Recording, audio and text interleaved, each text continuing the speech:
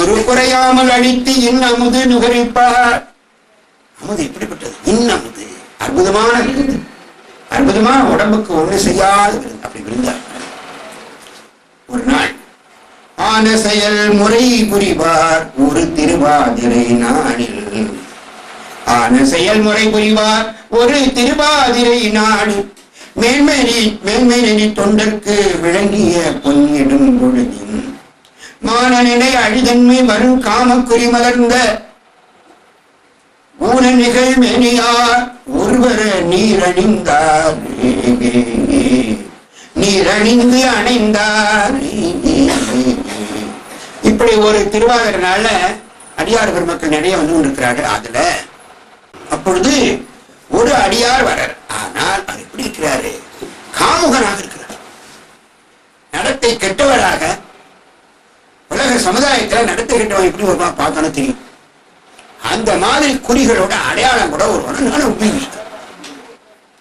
இந்த நான் அடியார்கள் கூட்டத்தில் இப்படி இப்படி ஒருவர் வர சொல்லனா ஆட்டு மந்தியில் நடுவில் ஓனா இந்த மாதிரி இவ்வளவு கூட்டத்துல இப்படி ஒரு அடியார் காம குறிகளோட காமுகன் வடிவத்துல இயல்பான தன்னுடைய தன்மையை மாற்றும் பொருட்டு விபூதி பேசிட்டு 100 பொன் வாங்குறதுக்காக அந்த வீட்டுக்கு நுழைஞ்சிட்டேன். அடியார் மானநிலை அழிதன்மை வருங்காம குறிமலர்ந்த ஊனநிகழ் மேனியராய். உடம்புல பூரா ஊனம்.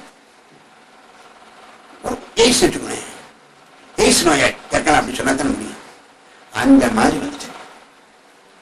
உடனே ஆனா பாக்குறாரு நாயனார்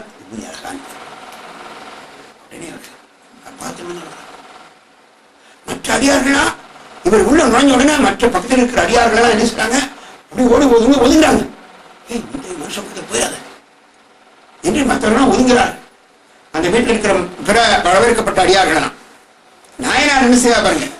மற்றவர்தம் வடிவு இருந்தபடி கண்டு மருங்குள்ளார் உற்றை இகழ்ச்சியராகி ஒதுங்குவார். தமை கண்டு கொற்றவனால் இது சென்று அவரை பார்த்தோன்னே நேர மகாராஜா அவர் பார்த்து வணங்குற கைகுவித்து வாங்க வாங்க வாங்க கொடுபோந்து வீட்டுக்குள்ள அழைச்சிட்டு வர. அங்கு கொடுபோந்து அப்பெற்றினார் தம்மை மிகவும் கொண்டாடி பேணுவார். மற்றவங்களுக்கு கொடுக்க மரியாதை விட டபுள் மரியாதை கொடுக்கணும். எதற்காக பார்க்கணும் முக்கியம். எவரேனும் தாமாக விளையாடத்திட்ட திரையினும் சாதனமும் கண்டால் ஒழுகி உவராதே அவரவரை கண்டபோது உகந்த அடிமைத்திறம் நோக்கி என்று அப்பர் பெருமாள் சொல்றார். விபூதி அடையாச்சுன்னா யாரா இருந்தாலும் மேல்சாதி கீழ்சாதி, என்ன படிச்சிருக்கான் என்ன படிக்கல, அவன் உயர்ந்ததில் இருக்கானா அல்லது நல்ல வலுவான ஜாதியில் இருக்கானா, இதெல்லாம் கிடையாது. விபூதி அணிஞ்சாச்சா, அடியார கண்டாச்சா, மற்ற எல்லாம் மறந்து சிவருமானா பார்க்க. எவரேனும் தாமாக யாரா இருந்தாலும் சரி, எந்த சாதியெல்லாம் கேட்கல. அடியார் பெருமக்கள் திருக்கூட்டத்தில் ஜாதி கேட்கிற வழக்கமே இல்லை. நம்ம சங்கத்துல ஒரு 300 பேர் மெம்பர் இருக்காங்க. யாருமே நாங்க ஜாதியை கேட்கவே மாட்டோம். விபூதி அணிஞ்சிட்டா அது மேல்சாதி. விபூதி நல்லா அணியணும். முட்டு போல அணிஞ்சா மேல்சாதியில கீழே சாதிகளே பேர். மேல்சாதி எதுன்னு கேட்டா விபூதி அருமையான கங்காளன் பூசும் கவச திருநீட்டை முந்தாமல் பூசுகிறது, அதான் மேல்சாதி. விபூதி அணியாதவங்க கீழ்சாதி. இதுதான் டெபனிஷன்.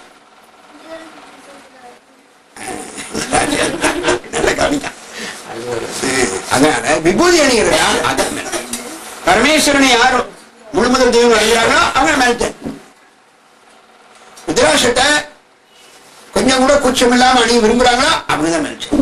அத்தனை தெரிஞ்சு அதான் உண்மையான டெபினிஷன். நான் ஏற்கனவே நம்முடைய தொட்டிக்கரையில அந்த பாடலும் அப்பர் சுவாமியோட பாடம் சங்கநிதி பதுமநிதி இரண்டும் தந்து தரணியோடு வானான தருபரேனும் மங்குவார் அவர் சொல்வோம் மதிப்போம் பண்ணோம். பெரிய கொடீஸ்வரர் நம்ம முன்னால வானா ஐயா வாங்க குழப்பம் மட்டும் தேவையில்லை. அவன் நெத்தில பூஜை இல்லையே திரும்பிட்டாரு அப்பர் சாமி. அவனுக்கு என்ன மரியாதை? பெரிய கார்ல வானா, கை நிறைய 20 மோதிரம் போட்டுக்கான், உள்ளங்கை மணிக்கட்டுல இருந்து ஆரம்பிச்சு உள்ளங்கை நிறைய 20 வாட்சு, காரின் வாட்சு, பெரிய பட்டு வஸ்திரம். வாடா உன் நெத்தில பூஜை இல்லையே, நீ எத்தனை பிறவி கழிச்சு நீ உபயோக பேசப்படுறியோ. அதனால அப்பர் சுவாமி அவங்களை திரும்பியே பார்க்கல, சங்கநிதி பதுமணிக்கு இரண்டும் தந்து தரணியோடு மானாள தருவரேனும் அங்குவார் அவர் செல்வம் மதிப்போம் அல்லோம். மாதேவருக்கு ஏகாந்தர் அல்லாராயின் சிவருமானுக்கு அன்பு செலுத்துறேன்னா இந்த பணத்தை தூரத்துல. அதே சமயத்துல அங்கமெல்லாம் குறைந்து அழுகு தொழு நோயராய், அங்கமெல்லாம் விரல்லாம் அழுகிச்சு குஷ்டரோகம். அங்கமெல்லாம் குறைந்து அழுகு தொழு நோயராய் ஆவுரித்து தின்று உடலும் புலையரேனும். தினம் பசுமாட்டை உரிச்சு அந்த தோலை வைத்து பிழைக்கிற அப்படி ஒரு புலையர் குடத்துல பிறந்ததாலும் பரவாயில்ல. புலையர்களா குஷ்டரோகம் அப்படியே அழுகி வலி. அங்கமெல்லாம் குறைந்து அழுகு தொழு நோயராய் ஆவுரித்து தின்று உடலும் புலையரேனும் கங்கைவார் சடை கறந்தார்க்கு அன்பராகில் அவர் கண்டீர் நாம் வணங்கும் கடவுளாரே. நாம் வணங்குற கடவுள் யாரு? அந்த புலையர். அவரா எனக்கு தெய்வம். அழகா உபயோகிக்கிறார், நமஸ்கார மந்திரம் சொல்றார், ருத்ராட்சம் இருக்கிறார். ஆனா கையில வரலாம் அப்படியே கொடுத்து வைக்கிறார். புலையருக்கு ஜாதி திருநாக்கர் சொன்ன வழிகாட்ட பத்தியா இதே மாத சன்னியாசாமி காஞ்சிபுரத்துல மறை நான்கும் பயின்றொடி இட்டிகளும் பறையேற்றி மண்டல் ஞானத்து இரவாத புகழ் படைத்தும் ஈசனனுக்கு அன்பினரை எண்ணாத உள்ளம். ஈசனனுக்கு அன்பில்லாதவர்களை என் உன்னை என்னவே இருக்க எண்ணாத உள்ளம் புறமோதி குறைவைந்து மதுமாண்டும் குடும்பாவ புடையரேனும் அறவாளன் திருவடிக்கில் அன்பினரே அவரெம்மை அடிமை கொள்வார். இந்த தேவாரத்தை அப்படி வைக்கிறவங்க அதை சன்னியாசம் நாளை குருமணி அந்த பெருமான் காஞ்சிபுராணத்தில் சொன்ன. ஆகவே இவர் ஏன் அந்த நாயனருக்கு டபுள் மரியாதை செய்கிறார் என்று சொன்னார், விபூதி அணிந்தவர்களை அவர்களுடைய பின்னணியை பார்த்து வெறுத்து ஒதுக்கினால் அவர்களுக்கு நரகம்தான் சொல்லி விதி இருக்கு சிவதர்மத்தில். விபூதி அணிந்தவர்களுடைய பேக்ரவுண்டை பார்த்துட்டு இவரை போய் நம்ம வணங்குறதா நினைச்சாலே நரகம். மெய்ப்பொருள் நாயனாருக்கு தெரியாதா முத்தநாதன் வந்தது ராத்திரி நேரத்துல? மெய்ப்பொருளாளர் சண்டை போட்டு முத்தநாதன் தோற்கடிக்கப்பட்டவன் வஞ்சனையால் அவர் விடல் என்பதற்காக இரவு அவர் துயிர் கொள்கிற நேரத்துல அரண்மையில் உள்ள அவ்வளவு காவலரை விளக்கிட்டு அடியார் வராவையான்னு சொல்லிப்பான். மெய்யலா நீர் பூசி மேனிகள் முடித்து கட்டி ஆனா கையில் புத்தக கவலை ஏந்தி மனத்தினுள் கருப்பு வைத்தான். இடத்துல வஞ்சனை நாயனாரை வெள்ளனும் வஞ்சனையோட வர எல்லாரும் வெளிவிடாங்க. அடியார் வர ஆனா மகாராஜா அந்த புறத்தில் இருக்கார். அந்த புறத்து காவலர் மெய்காவலர் தத்தன் உள்ள போகக்கூடாது. மகாராஜா தூங்கிட்டு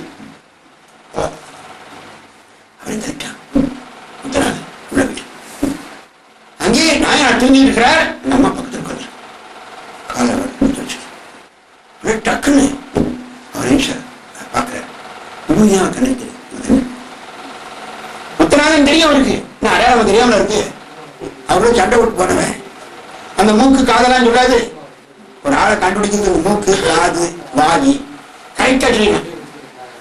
பேரு கீழே ஒரு போட்டோ பார்த்தோம் இந்தாடா அப்படின்னு சொல்றோம். ஏன்னா அதனால அந்த பார்த்தம் ஆயினும் விபூதி ஒரு நாளும் பூசாத விபூதி அவர்களுக்கு இருக்கு. ஹரிசூரன் ஏனாதிநாதனாரை வென்றதுக்காக வேணாம், வெற்றி பெற முடியல. நிறைய விபூதி வச்சுட்டு கிடையை வச்சு மறைச்சிக்கிட்டு நாயனார் முன்னால வந்து டாக்கை கிடையாது. ஆஹா, இவன் முன்பு இல்லாத திரையிலே இப்பொழுது கண்டேன் என்று சொல்லி தன்னுடைய வாழைக்கிழ போட்டு அவர் கிழ விழுந்துறார். கொள்ளுங்க அவன் துணிந்த பாதகனும் நினைத்ததை முடிச்சு. அல்ல அடியார்கள் மக்கள் விபூதிக்கு அவளை மரியாதை கொடுக்கிறார். வந்தவர்கள் அவரை கண்டு ஒதுங்கிற காட்சியை கண்டார் நாயனார். ஐயோ, விபூதியை பூசி யாரா இருந்தானே அவர்களை அவர்கள் பின்னணி எப்படி இருக்குன்னு ஆராய்ச்சி பண்ணி இப்படி ஒதுக்கிறதுனால நரகம்தான் இவர்களை. அதனால இவர்களுக்கு ஒரு பாடம் கற்பிக்கணும், இவர்கள் நரகத்துக்கு போயிடக்கூடாதுன்னு அவர் மனசுல இறக்கப்பட்டு என்ன செய்யறார், மற்றவங்களுக்கெல்லாம் என்ன மரியாதை செய்யறாரோ அதோட டபுள் மரியாதை. இவருக்கு அவங்களுக்கெல்லாம் எத்தனை பொருட்காசு கொடுத்தா, ஆனா இவருக்கு எவ்வளவு கொடுக்க போறாரு? டபுள் எவ்வளவு அப்படி சொல்லுங்க. டபுள் பெருக்க முடியாம துவைச்சிருக்கீங்க. 200 பவுன் கொடுக்குறாரு. வாழ்ந்து காட்டுங்க. விபூதி அலங்காரம் இவர்கள் யாரா இருந்தாலும் சரி அவங்களை வணங்க கற்றுக்கொள்.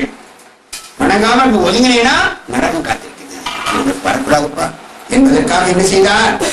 மற்றவர்தம் வடிவிருந்த படிகண்டு மருங்குள்ளார் உற்ற இகழ்ச்சியராய் ஒதுங்குவார் தமை கண்டு கொற்றவனார் எது சென்று கைகுவிந்து கொடுபாந்து அப்பெற்றியினார் தமை மிகவும் கொண்டாடி பேணுவார். சீலம் இளரே எண்ணினும் திருநீரு சேர்ந்தாரை ஞானம் இகழ்ந்து அருநரகம் அண்ணாமல் எண்ணுவார். சீலம் இளரேனோ சிறன ஒழுக்கமில்லாதவருக்கு கூட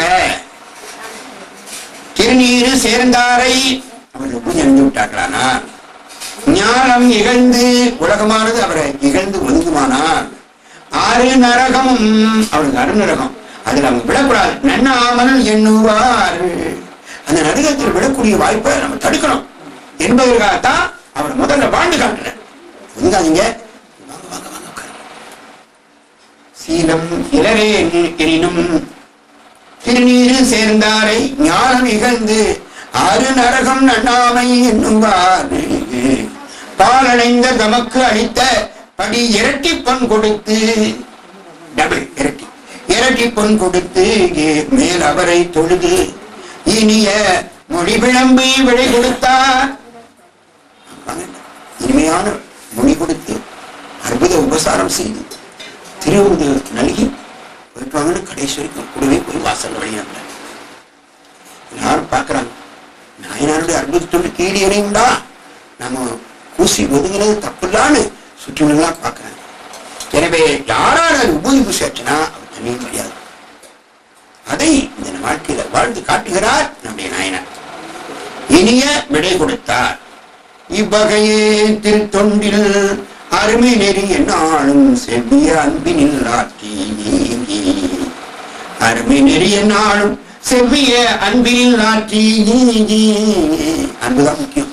திருத்தொண்டுக்கு திருந்திய சிந்தையராகி பைவளர் வாழரா அணிந்தார் பாதமலர் நிழல் சேர்ந்து மெய்வகைய வழி அன்பின் மீளாத நிலை பெற்றார்.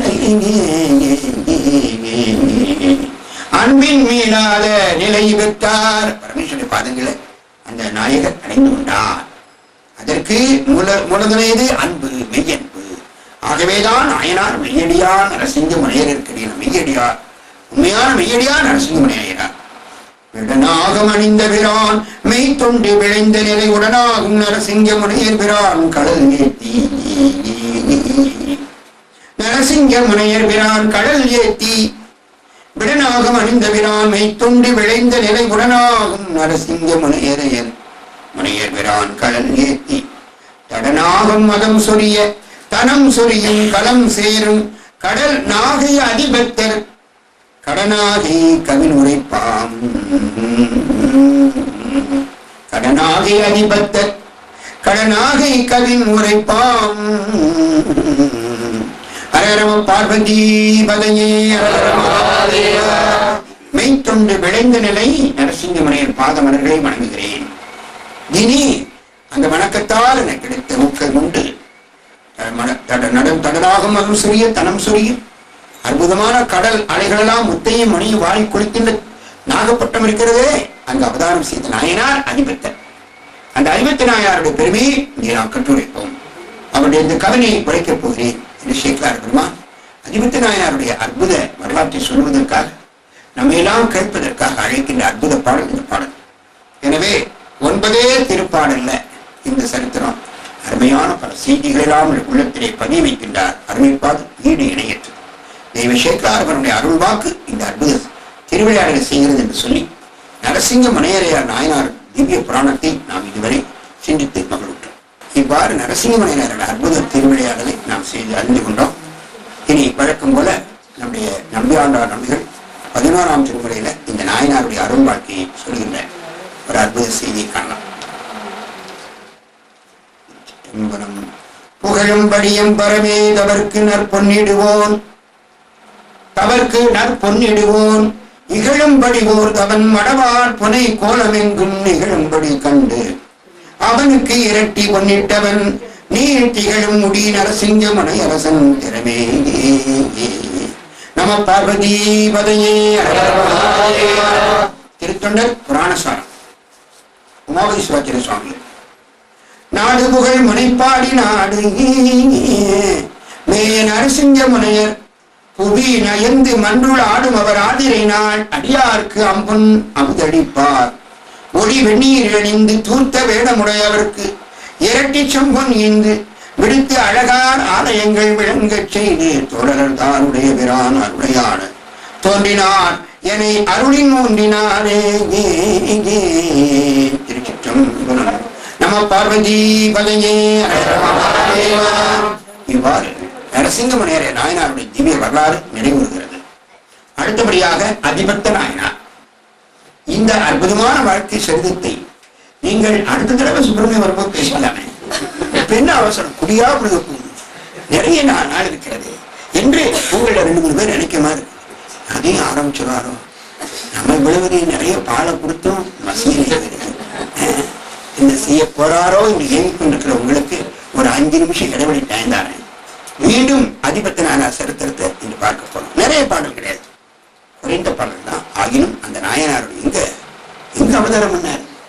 அவர் மீன் பிடிக்கிற குளத்துல 63 நாயன்மார்கள செம்பழர் குளத்துல பிறந்த ஒரு நாயனாரி. அவரே சைவ சமயத்துல குயவனார் மண்பாண்ட சேர குயவனார் வணங்குகிறார். திரு நீலகண்டத்து குயவனார் கடிய சுந்தரபெருமான். திருக்குறிப்பு சொன்னார் அவர் ஏகாலி இருக்கணும், சலைவ தொழிலாளி, அவரை வணங்குகிறார். நேசநாயனார் நெசவு தொழிலாளி, அவர் வணங்குகிறார். இவர் மீன் பிடிக்கிற தொழிலாளி. செம்பழர் குளத்துல ஒரு அற்புத நாயனார் வந்திருக்காரு. மீன் பிடிக்கிறவங்கலாம் கிறிஸ்தவ சமயத்தில் போய் சேர்ந்திருக்காங்க. கன்னியாகுமரி மாவட்டத்தில் அந்த பிஷர்மேன் இருக்காங்களே, மீன் பிடிக்கிறவங்க கேவலம் அவங்க பூரா போய் கிறிஸ்தவ சமயம் சேர்ந்தாங்க. நம்முடைய பரமேஸ்வரனே மீன் பிடிக்கிற குளத்துல வந்து அவதாரம் பண்ணியிருக்கிறார். என்ன வலைவீசின படலாம் திருவிழா படத்தை பார்க்கணும். சுவாமியே மீன் பிடிக்கிற தலைவர் செம்பழருக்கு தலைவராக வந்திருக்காரு. நந்திகேஸ்வரன் வந்திருக்காரு. அம்பாள் வந்திருக்காங்க. எங்க அந்த நுழையர் குளத்துல, செம்பழர் குளத்துல, பரதுர குளத்துல கடற்கரை ஓரமா அப்பா வந்திருக்கா, அம்மா வந்திருக்கா, நந்திகேஸ்வரன் வந்திருக்கார். இப்ப நாயனார் வேற. அதெல்லாம் அந்த உணர பண்ணாங்க. ரொட்டிக்கும் துட்டுக்கும் ஆசைப்பட்டு அவங்க போய் அந்த காலத்துக்கு போய் சேரலாம். கன்னியாகுமரி மாவட்டம் படுமோசம். சுனாமி வந்திருக்கிற சமயத்துல சுனாமியால பாதிக்கப்பட்ட கிறிஸ்தவர்கள்லாம் நிறைய கிறிஸ்தவன் அடிபட்டாங்க. வேளாங்கண்ணிக்கு போனவன் பூரா அவ்வளவு கிறிஸ்தவன் கடலோட போயிட்டான். அதே மாதிரி கன்னியாகுமரி மாவட்டத்திலே ஏகப்பட்ட கிறிஸ்தவர்கள் என்ன சொல்லிட்டான், இந்துக்கள்லாம் சேர்ந்து சேவனை வச்சுட்டாங்க. எப்படி சுனாமிக்கு இந்துக்கள் சேர்ந்து சேவனை வச்சுட்டான். அதான் எங்களை படம் காத்திருச்சு. அதை விட கொடுமை என்ன தெரியுமா, அந்த மீன் பிடிக்கிறவர்களுக்கெல்லாம் நிவாரண பொருளை கொண்டு செல்கிற சமயத்துல RSS இந்து முன்னணி முதலிய இயக்கங்கள்லாம் செஞ்சு நிறைய நிவாரண பொருளை பல இடங்களை சேகரித்து அவங்களை கொண்டு போய் கொடுக்கும்போது வாங்க மாட்டோம் சொன்னாங்க. இவங்க நீ RSS காரங்க இந்து முன்னணிக்கார கொடுக்க நாங்கள் வாங்க மாட்டோம், கலெக்டர் கொடுத்தா வாங்குவோம். நாம கொடுக்கும் போது அவன் இந்துவா முஸ்லிமா இந்துவா கேட்கிறேன், கேட்கிறேன். பாதிக்கப்பட்ட எல்லாரும் கொடுத்தான். ஆனா அவங்க வேண்டாம் மறுத்தாங்கயா. அப்ப அவங்களுக்கு அந்த விஷயம் தெரியல. பார்த்தீங்களா, அதிபத்த நாயனார் அற்புதமான வாழ்க்கை பார்க்க போறோம். அந்த நாயனாருடைய மரபுல வந்த மீன் பிடிக்கிறவளா நம்ம போய் சொல்லணும். அவங்கள்ட்ட அப்படி நிலைமாங்க. நான் கண்ணாடி 1963 அங்கே கூடங்குளத்து பக்கத்துல இடிந்தகரைன்னு ஒரு ஊர். இடிந்தகரை அந்த ஊர்ல கிறிஸ்தவர்கள் நிறைய பேர் இருக்காங்க. மீனை பிடிச்சு வந்த உடனே அந்த சர்ச்சினோட பாதிரியார் என்ன செய்வார்னா அந்த மீனை மொத்தம் பணம் கொடுத்து விலைக்கு வாங்கிடுவார். அவர் வெளியே விழுந்த வியாபாரிகளுக்கு அவர் கொடுப்பாரு கமிஷன். இவங்க வயிற்றுல அடிச்சிருக்குது, அவங்களுக்கு நிறைய விலை வச்சு அவர் வாங்கிடுவார். இடிந்தகரையில கடற்கரை ஓரமா சர்ச்சு கட்டினாங்க, கப்பல் மாதிரி கட்டினான். ஒரு கப்பல் எப்படி இருக்கும் அதே மாதிரி சர்ச்சு கட்டினான். அந்த ஜனங்க பொறுத்து பார்த்தாங்க. ஒரு 800 பேர் அந்த ஹிந்து மதத்துக்கு மாற போறாங்க. அந்த குடும்பம் எனக்கு வேண்டான்ட்டு ஹிந்து மதத்துக்கு மாறினா நீ மீன் பிடிக்க போகக்கூடாது. எம்எல்ஏ அவங்க சப்போர்ட் போட்டு நாய் இருக்கவே இந்த எச்சுக்கிற நாய் ஓட்டு வாங்குறதுக்காக அவங்க சப்போர்ட். 200 பேர் நாங்க பார்த்துட்டு இருக்க மாட்டோம், நாங்க முடிப்பாரு. உடனே மங்களூர் கணேஷ் பிடிக்கிறாங்க, மங்களூர் கணேஷ் உங்களுக்கு கூட நாங்க வேலை கொடுக்குறோம், நீங்க மீன் பிடிக்கவே போனாங்க, அது என்ன வருமானம் நாங்க தரோம். ஒரு பெரிய விழா நடத்துறாங்க, தாய் மதம் திரும்ப விழா.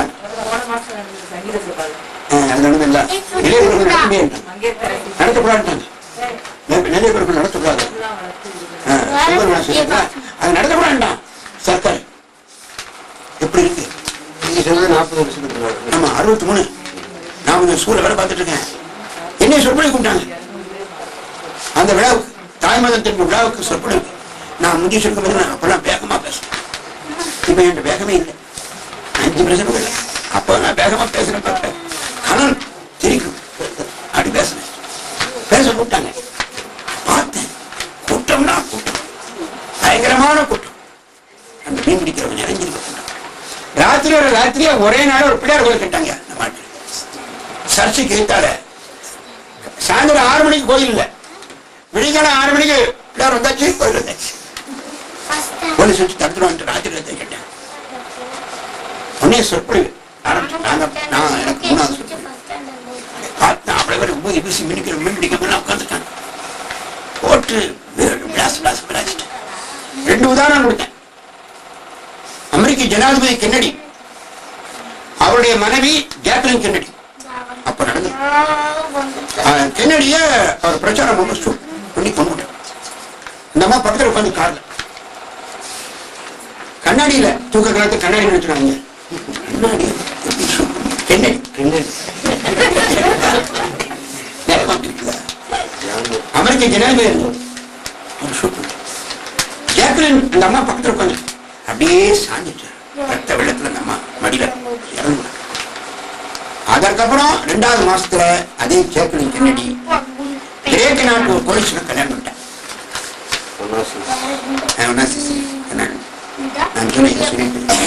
இதுதான் அந்த சர்ச்சை வளர்க்கிற நாகரிகம்.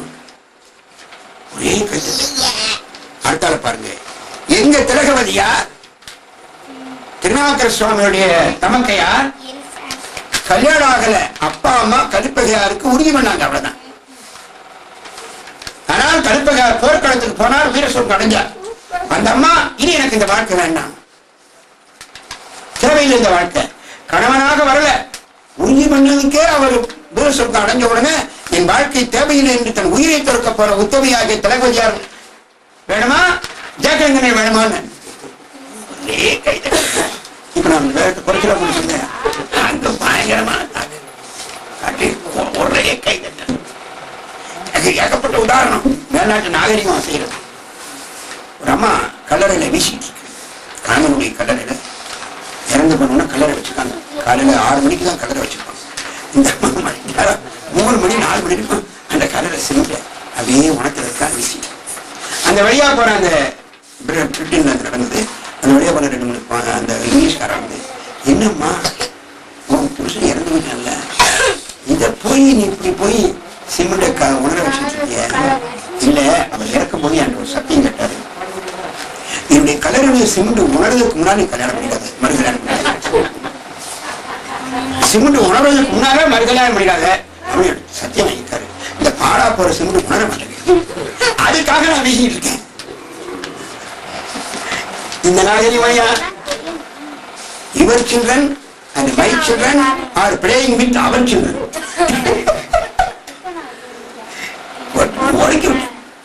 கூட்டம்னா சரியான கூட்டம்.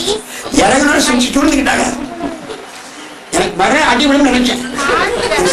நம்ம அடி வைக்கிறோம், ராத்திரி ராத்திரி தப்பிச்சு. அதனால நம்முடைய வாழ்க்கையில நமக்கு நம்ம சைவ சமயத்தில் பிறந்தது போல பாக்கியம் கேளுங்கள் கொடுக்கப்படணும். அந்த பிராடு இங்க கேட்டா அவர் கொடுப்பார். தட்டிங்கள் திறக்கப்படலாம், பிராடு நம பார்வதி பகவே துயதோர் மலைகளாலும் துதித்திடற்கு அரிய செவ்வேள் செய்யவேர் அடிகள் வாழ்க, சேவல் மயிலும் வாழ்க, வெய்ய சூர் மார்புகின்ற மேற்படை வாழ்க, நான் கோயில் சீர் அடியார் வாழ்க, வாழ்கை புவனம் எல்லாம் திருச்சிற்றம்பலம். ஹர நம பார்வதி பதையே சிற்றவேசா ஸ்ரீ கார்த்திகே நாம சங்கீர்த்தனம் ஸ்ரீ வல்லிகாந்த ஸ்மரணம். ஹர நம பார்வதி பதையே